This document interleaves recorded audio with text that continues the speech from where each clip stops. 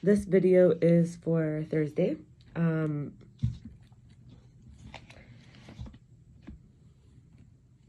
So we're talking about different types of relationships.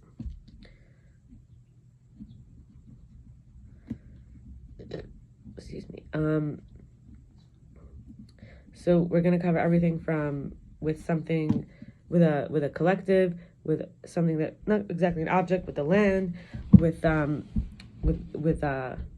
fellow community members, like whether it's people, Jewish people, non-Jewish people, of a community, a relationship with a self, and of course, how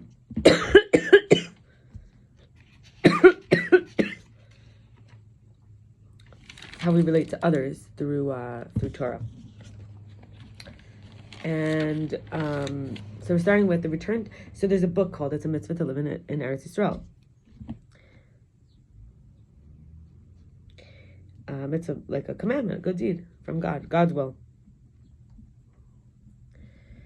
And we have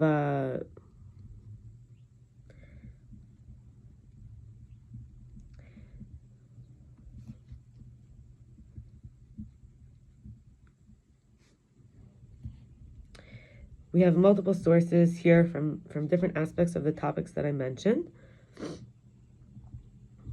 And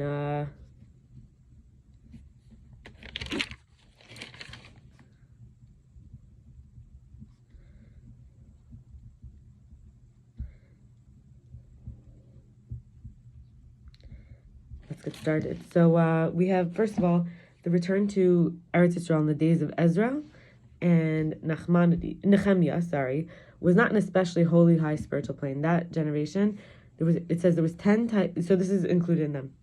There was 10 types, 10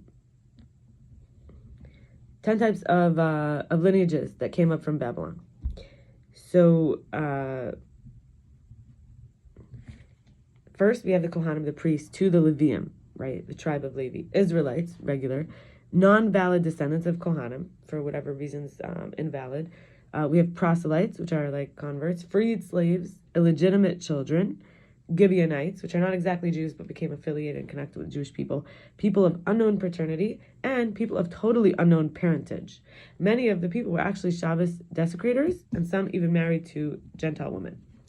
In chapter 25, verse 35 of Vayikra, Leviticus, the parsha, the portion is called Bahar, we have from Rashi, Sifre. If your brother becomes impoverished and his means falter, in your proximity you shall strengthen him, proselyte or resident, so that he can live with you. Proselyte is someone who has accepted all the commandments and became a Jew. It's called a ger tzedek.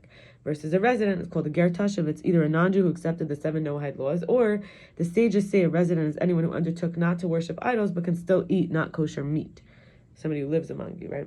Then we have Chana Deutch. She is a coach. And she says, for her company is called Absolutely Feminine. And, I think maybe because there's a whole famous 12 steps and everything, for sure in other videos I've addressed the topic. I've shared on the topic, people in recovery. So she says there's 12 steps for a relationship. 1, building love and safety. 2, the power of respecting myself. 3, loving myself. 4, respecting without losing myself. Respecting the other without losing myself. Like getting out of those outdated like authority sort of dynamics where respect has to do with authority. Okay. 5, creating love. 6, recognizing triggers. 7, dealing with negativity.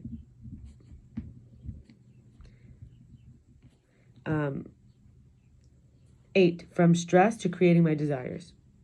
9, expressing myself for connection. 10, being open to receiving.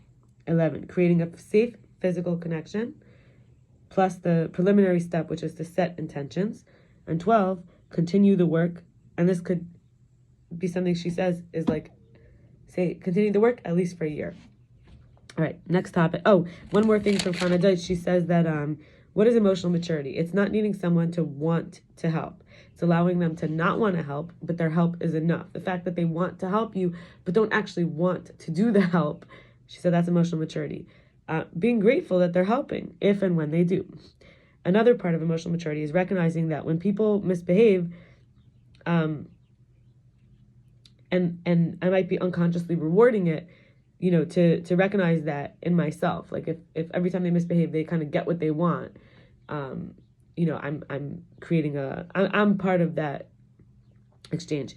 She also says it's not giving criticism or potentially negative feedback, to someone while they're improving and progressing, like when it would be damaging. In other words, talk to someone else about it. Have a coach, a therapist, what we call a mentor, a mashpia, sponsor, and recovery. Depends. Okay. In the Talmud, Shabbat 140b, Rabbi Chizda, number 7, said, a student of Torah Academy who doesn't have much bread should not eat a vegetable because it whets the appetite. The vegetable gets him hungrier. And Rabbi Chizda said, I never ate a vegetable in poverty, nor did I eat a vegetable in wealth. In my poverty, because it whets the appetite, and in my wealth, because I said, where a vegetable enters, let meat and fish enter instead. Okay, advice to his daughters. He said, be modest before your husbands. Don't eat bread before your husbands, lest you eat too much and be demeaned in their eyes. Don't eat vegetables at night, because it causes bad breath. Don't eat dates, nor drink beer at night, as this loosen the bowels. Don't relieve yourself in the place where your husband relieved himself, so they won't be revolted by you. Personally, I would love to have my own bathroom, which I do have now, and I hope to have when I'm married. And when a person calls at the door seeking to enter, use the feminine form to ask who's there, rather than asking who's there in the masculine form, because this is in Hebrew. They spoke Hebrew, so there's actually, like a lot of Latin languages, you would say like speaking to as if it's a woman, to avoid creating the impression that you have dealings with men coming to your house, in other words.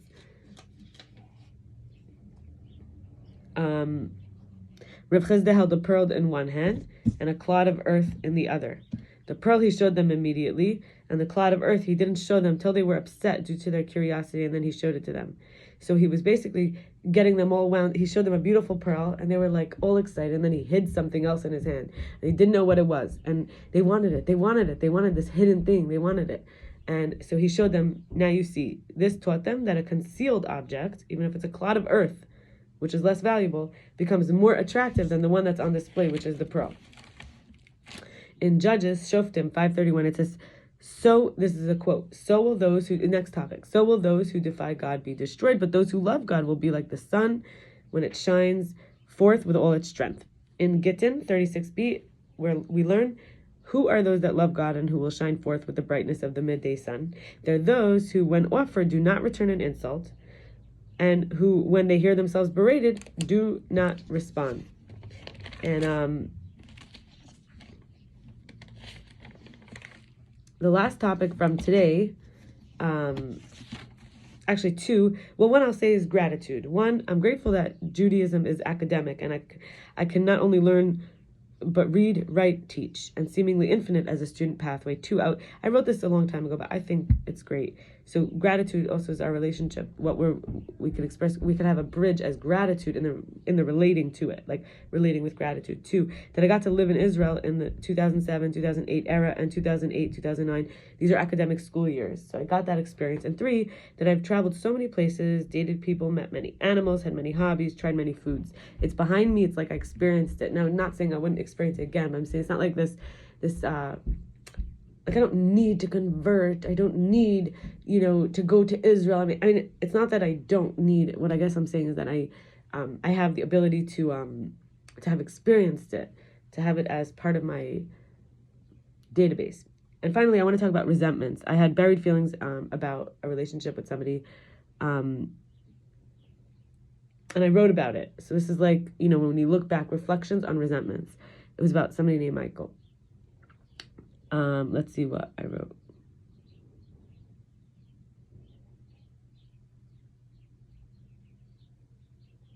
Basically things I had to say, but I didn't get off my chest at that time. So they were resentments that I held. I was able to release it. So I wrote it. So I've not been feeling good about our past. I used to pray to God, I'll have a partner before I die.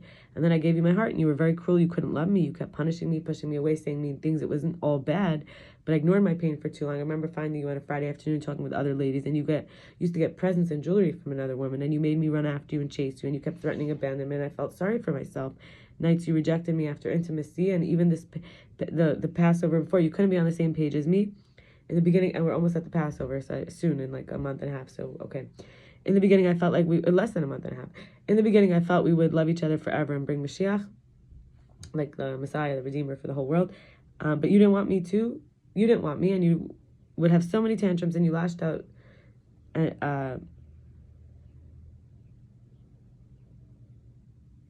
frequently, too frequently. And I kept trying to make you happy, and I felt degraded and embarrassed, but I pushed the feelings down, and you always lost patience with me when I was trying my hardest and being the most supportive, accommodating that I could.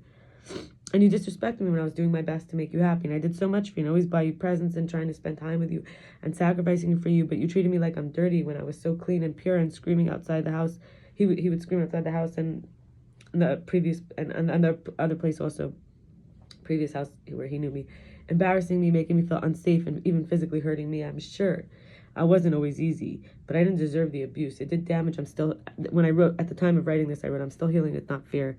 I shared my entire portion with you. I shared my entire self, but for you, I was never enough. I was never lovable. I was never worthy of the kindness and sensitivity I was needing. It's been on my mind that the last couple of days breaking my heart. I can't believe it was real. I can't believe I went through what I did with you. I think it's easy for you to say nice things to me from a distance as we live separate lives, but you don't have when you don't have the domination control over me. I managed to get out because of being Jewish and only being willing to be with a circumcised man. That's what saved me. That Jewish woman shouldn't live with a man, not her husband. Because otherwise, I would still maybe be. I want to say maybe. I didn't write maybe, but I'm gonna add the word maybe. I would still maybe be stuck in the patterns. Probably, you lost your leverage to manipulate me, and being nice to me makes you feel good about yourself for a little while, and makes you think I'm more likely to help you with physical. Maybe makes you think I'm more likely to help you with physical items, attention, or care. And I ended with, even though now you're a homeless person, I'm alone again. I like how we started. Things have changed and the whole system moves, so it's not like a circle that we end up right where we started. Rather, it's a spiral. Like, I don't mean a downward spiral. I mean, like, let's say you see something and it's going like this and you're looking at it. But if you look at it from above, you see it's like coming closer. So let's say we look at it at the side now, it's like it's going around in a circle, but it's moving, the whole system. So I think that's enough for today. I don't want to call it the good, the bad, the ugly, but different types of relationships. And I will do one more video shortly for Friday, because today is Friday and it's almost Shabbos. And we'll do a special one. It might be a little short. All right. Okay. Bye-bye.